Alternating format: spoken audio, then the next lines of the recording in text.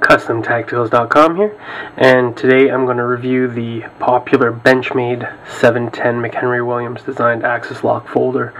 Probably a lot of you are familiar with this folder since it's the first axis lock folder that Benchmade has ever made, and the fact that it's still in production is a testament to its the quality and the design of this knife.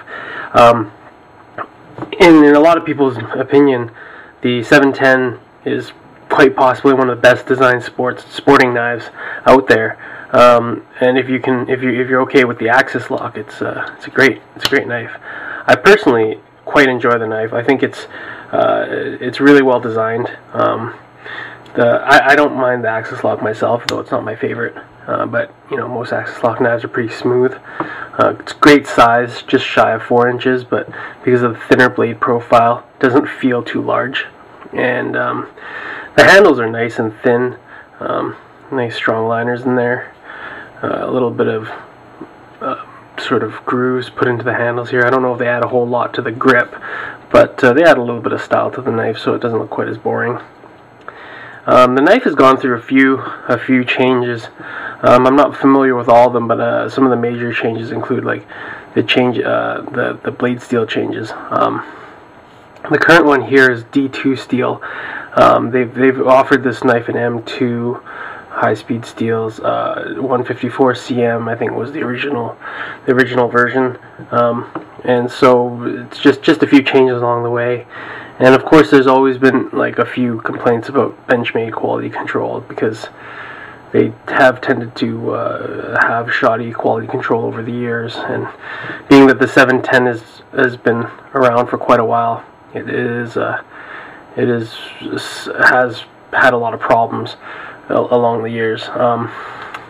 One thing I've always that's annoyed me a little bit about Benchmade knives is that they're not that sharp when they come out of the box. They're not like Spyderco sharp, and I mean, it's unfortunate, but that's just what you get when you buy Benchmade, right? So this just under 4 inches on the blade, and overall is just under 9 inches here. G10. One of the nice features is the full back spacer here, all the way across, so when you're holding in your palm, you don't get the edges digging in. It feels like a nice, good, solid sort of butt in your hand, which I would really like about it. And of course, like most of the axis lock folders, it has a little bit of jimping on the inside of the liners here and here, so when you're holding it, it looks clean from the front, but when you're actually holding it, you feel that. One of the complaints of this knife is that there's not much of a finger choil and there's no thumb ramp up here, so you can't really get in there with fine close work.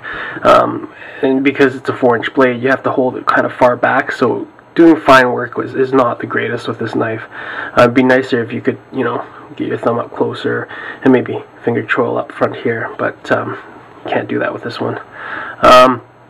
The blade shape is actually pretty interesting on this one. It follows sort of a larger curve, larger recurve with the belly up here and like further back as opposed to most bellies, which kind of start a little bit earlier. That gives you sort of a longer round edge to use, so that it's actually quite good for slicing and stuff like that. One thing I noticed about this one in particular is there is a bit of a QC issue on the blade edge. It's not perfectly curved. It's almost like there's a bit of a flat section throughout the blade edge, and that's what happens when you get Benchmade sometimes. I like their knives, but unfortunately sometimes you get sort of little quirks.